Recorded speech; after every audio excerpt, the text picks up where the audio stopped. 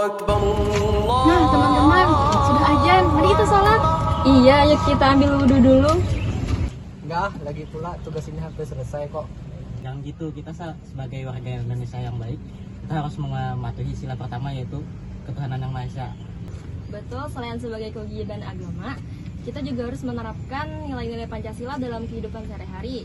Contohnya itu sholat, itu sebagai bentuk tanggung jawab kita terhadap Tuhan sesuai dengan agama yang kita yakini. Makasih ya teman-teman sudah mengingatkan kalian benar sholat itu penting.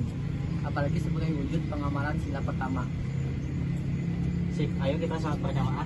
Lagian tugas bisa diselesaikan nanti, tapi ibadah tidak boleh ditunda. Ayo kita ke masjid, ya, kita ke masjid.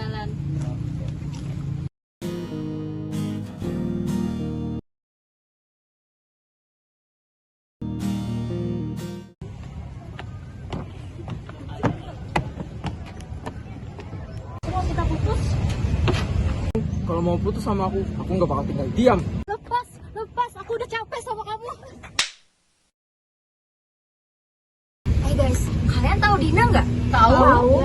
Dia ngelaporin pacarnya loh atas kasus kekerasan. Iya, aku juga dengar. Itu berita besar.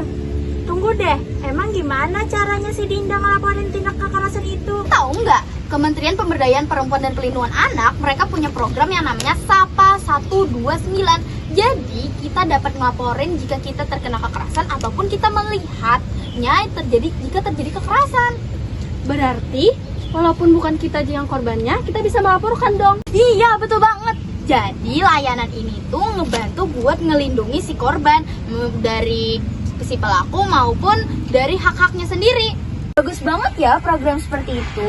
Harusnya kita dukung tuh program itu. Kalau kita tahu ada yang jadi korban, kita harus berani bicara.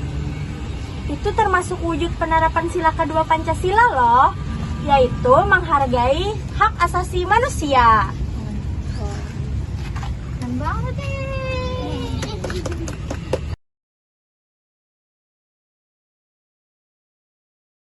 Dipen woi, Dipen. Oh itu Minsi 1, 2. Dipen.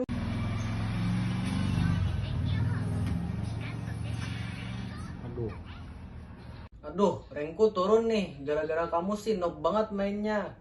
Jangan nyalahin aku dong, kamu juga nggak jago-jago amat. Stop. Jangan begini dong, kita kan teman. Apa kalian lupa Pancasila Persatuan Indonesia? Iya maaf, aku kebawa emosi tadi. Aku juga minta maaf, nggak seharusnya kita bertengkar cuma karena game. Nah gitu dong, ingat persatuan itu penting. Bagaimana kita harus saling menghargai, apalagi kita sebagai teman. Benar juga, game itu cuma hiburan. Yang penting hubungan kita tetap baik. Setuju, yuk lanjut main, tapi jangan ada drama lagi ya. Ayo kita main lagi, tapi kali ini kita harus fokus ya kerjasamanya biar bisa menang. Oke, kita main lagi yuk. Ayo. Login lagi.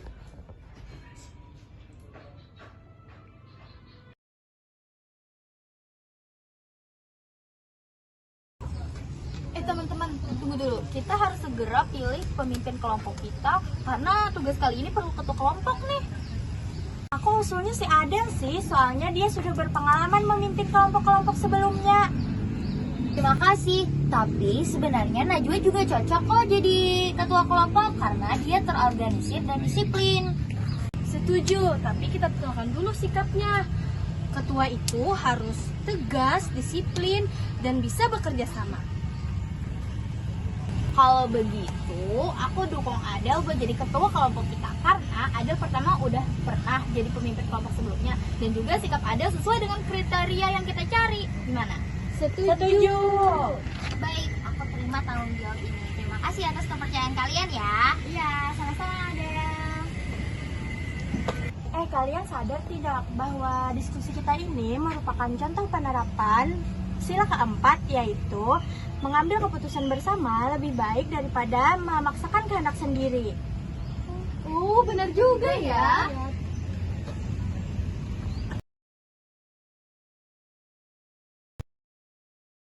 Jadi, kita harus mengerjakan proyek ini minggu depan. Bagaimana pembagian tugasnya? Usul, aku mau ngerjain tugas analisis data, Ana ngerjain presentasinya, sedangkan Habibah ngerjain laporan terakhirnya. Sebentar, laporan akhir itu cukup berat. Harusnya kita bagi rata dong.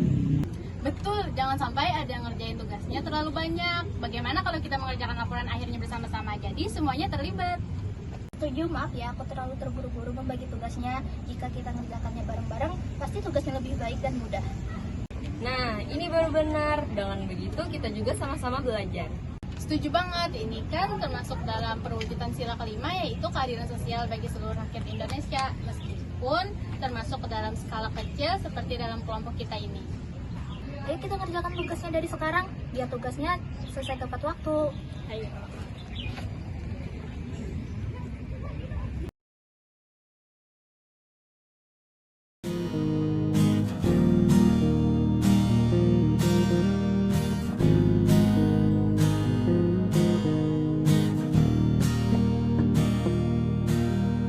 Suara motor itu semakin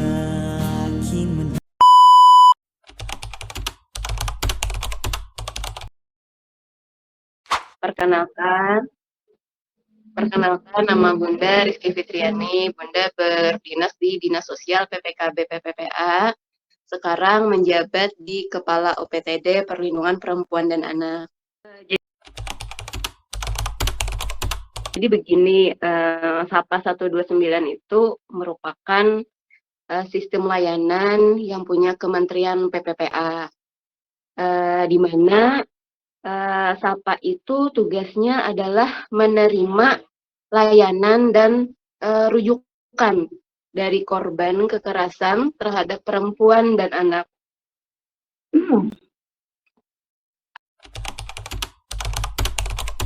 Adapun SAPA dalam hal mencerminkan nilai-nilai sila kedua, yaitu kemanusiaan yang adil dan beradab,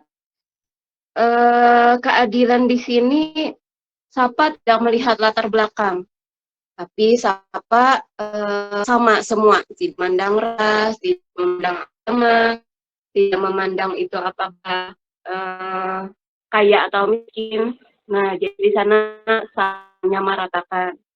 Kemudian dari keberadaban dilihat dari di mana SAPA merespon kasus yang masuk yang ada di mereka akan memprioritaskan hak dari korban tersebut. Begitu. Layanan SAPA 129 bisa memastikan bahwa korban mendapatkan keadilan sesuai dengan nilai-nilai yang terkandung di Pancasila. Yang pertama yaitu pendampingan holistik. Kami di OPTD PPA khususnya akan melakukan pendampingan holistik di mana pendampingan tersebut disesuaikan dengan kebutuhan si korban. Misalnya nih, kebutuhan korbannya memerlukan pendampingan hukum, kemudian juga harus ada pendampingan psikolog. Kemudian kalau misalnya perlu pelayanan kesehatan yang memerlukan rujukan, nanti kami akan merujuknya.